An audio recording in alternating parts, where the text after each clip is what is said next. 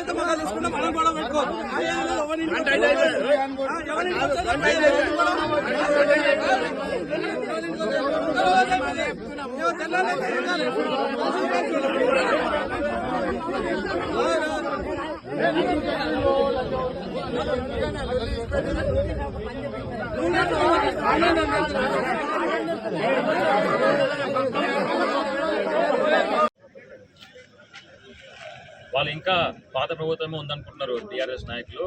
కాకపోతే ఇప్పుడు కాంగ్రెస్ ప్రభుత్వం వచ్చింది, కొత్త ప్రభుత్వం వచ్చింది, మా రేవంత్ నాయకత్వంలో మేము అందరం నడుచుకుంటున్నామని చెప్పేసి ఆయనకు అర్థమైతలేదు. ఇదే కాక మా కార్యకర్తలను కూడా దౌర్జన్యంగా 10 మంది 15 మందిని కూడా కొట్టి వాళ్ళ పక్క దోషి గేట్ లోపలికి పోదామని ప్రయత్నించగా మేము అందరం అడ్డుకొని దొంగోట్లు వేయకుండా మొత్తం అడ్డుకొని వాళ్ళందరూ బయటకు వచ్చేసినాము. చామలన్న గారు ఈ రోజు ఎలక్షన్లో భారీ మెజారిటీ తోటి చేర్యాల, జనగాంలో ఉన్న అన్ని మండలాలలో భారీ మెజారిటీ రాబోతుంది. చామలన్న గారు మంచి మెజారిటీ గెలుస్తున్నారు. మా నాయకుడు చామలన్న జిందాబాద్.